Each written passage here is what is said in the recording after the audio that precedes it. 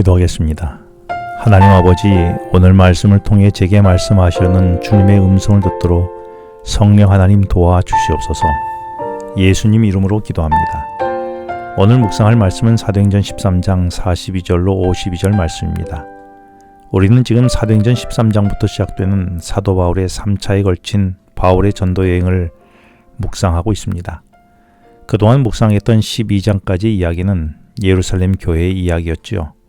그 중에서도 1장부터 7장까지는 교회의 탄생과 성장과 박해와 순교의 이야기로 이루어지는 예루살렘 교회 안에서 일어났던 이야기를 기록하고 있고, 8장부터 12장까지는 이방인 전도의 시작을 다루고 있는 예루살렘 밖에서 일어난 일을 기록하고 있었지요. 13장부터 시작된 바울의 전도 여행은 이방인 지역에 최초로 세워진 안디옥 교회가 선교사로 바나바와 바울을 파송함으로 시작되게 되었습니다. 그래서 바나바 일행은 안디옥 서쪽 항구인 실루기아에서 배를 타고 구브로 섬에 도착하여 살라미와 바보에에서 복음을 전했는데, 그 중에 총독 서기오 바울이 복음을 듣게 되었었지요. 그런데 구브로 섬은 사울에게 있어서 두 가지 역사적 사건이 있었던 곳이었습니다. 첫째는 그가 지금까지 갖고 있던 돈을 주고라도 로마의 시민권을 사서 가진 세상의 욕망을 이루려는 뜻이 담긴 사울이라는 이름을 버리었고, 이제는 예수님 안에서 작은 자로 살겠다며 작은 자란 뜻의 바울로 살기로 작정했던 것이었습니다. 이것이 바울로 새로 태어난 사울의 간증 이야기였습니다. 이런 시점에 그동안 교회의 개척과 목양에 탁월한 경건한 리더십을 갖춘 바나바 중심으로 사역이 이루어지던 것이 이제는 선교 현장에서 그 리더십이 바울로 바뀌게 된 것입니다. 바나바가 리더의 자리를 바울에게 내어준 것이지요. 이는 자리의 욕심을 내지 않고 물러날 때에 물러나고 위임할 때에 위임할 줄 아는 바나바의 아름다운 모습이 있었음을 우리는 묵상했었습니다. 이렇게 복음 전도자로 준비된 바울과 바나바는 구브로의 바보 항구에서 배를 타고 북쪽 밤빌리아 지역에 있는 버가에 이르게 됩니다. 그런데 안타깝게도 이곳에서 함께 동행하던 마가 요한이 선교 공동체를 이탈하여 집으로 돌아간 일이 발생하게 됩니다. 서로 격려하며 용기 주며 끝까지 함께 가야 할 멤버가 이탈하게 되면 공동체에는 많은 부담이 있기 마련입니다. 하지만 바울 일행은 방향성을 잃지 않고 마땅히 자신들이 가야 할 목적지를 향해 다시 북쪽으로 전진하게 되지요. 그래서 도착한 곳이 비시디아 지역에 있는 안디옥에 도착하게 됩니다. 그들이 이곳에서 안식일을 바울 일행이 보내게 되는데, 안디옥 사람들이 말씀을 전해달라는 부탁을 받게 됩니다.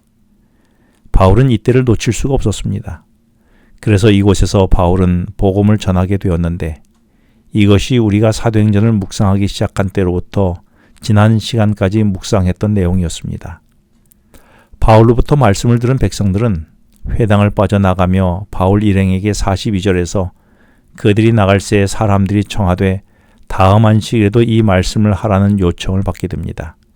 그리고 43절에서 모임 후에도 유대교에 입교한 경건한 사람들이 바울과 바나바를 따르며 말씀을 들으려고 한 것입니다. 일주일 후에 다시 찾아온 안식일에 사람들이 바울과 바나바를 통해 들려주는 하나님의 말씀을 듣기 위하여 사람들이 모였는데, 그 장면을 44절에서 온 시민이 거의 다 하나님의 말씀을 듣고자 하여 모였다라고 표현합니다. 이 말을 그대로 말하면 안디옥 시민 모두가 말씀을 들으러 모였다는 말이죠. 흔히 우리 생각에 요즘 시대는 복음 전도가 어렵다라고 말합니다. 대신 초기 교회와 바울의 선교 역사는 복음 전도가 쉬운 세대라고 생각합니다. 그런데 역사적으로 보면 복음 전도가 쉬웠던 시대는 없었습니다. 여전히 반대하는 사람도 있었고 방해하는 사람도 있었으며 복음 듣기를 거부하는 사람들이 항상 존재해 왔었지요. 그러나 다른 것은 그럼에도 불구하고 성령의 인도함에 따라 말씀을 선포하려는 도전적 열정의 변화가 있었던 것입니다. 오늘날도 성령의 감동함을 받아 부르심에 순종한 곳에는 복음이 신속하게 전달되고 있음을 우리는 알 수 있는 것이죠. 문제는 말씀에 순종하여 시도하려는 것입니다. 나는 복음 전도에 대해 어떤 생각을 갖고 있습니까? 전도가 잘 안 된다고 시도조차도 포기하고 있지는 않습니까? 복음을 전해보았자 반응하지 않을 것이라며 그를 위한 기도조차도 포기한 것은 아닙니까? 나는 복음을 전하기 위해 어떤 시도들을 해보았습니까? 혹 나는 그동안 내 신앙만 지키겠다는 이기적 신앙을 하고 있지는 않았습니까?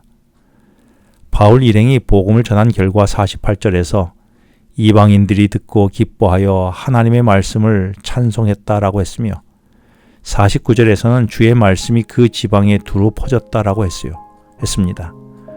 물론 이런 복음 전도를 사단이 가만히 있을 리가 없지요. 45절에서 유대인들은 이를 보고 시기가 가득해서 반박하고 비방했다라고 했고 50절에서는 경건한 귀부인들과 유력자들을 선동하여 바울 일행을 박해하고 동네에서 내쫓았다라고 했습니다. 그럼에도 불구하고 바울 일행은 영혼을 구원한 일로 오히려 기쁨과 성령이 충만했다라고 52절에 기록하고 있습니다. 바울이 경험한 그 기쁨과 성령의 충만함의 행복을 오늘 우리도 누려봐야 하지 않을까요? 기도하겠습니다. 하나님 아버지, 복음 전도의 기쁨을 경험하기 위해 시도하는 오늘이 되게 하여 주시옵소서. 예수님 이름으로 기도합니다. 지금은 개인 기도 시간입니다. 오늘 주신 말씀을 묵상하면서 주어진 기도 제목과 개인 기도 제목을 놓고 기도하시겠습니다.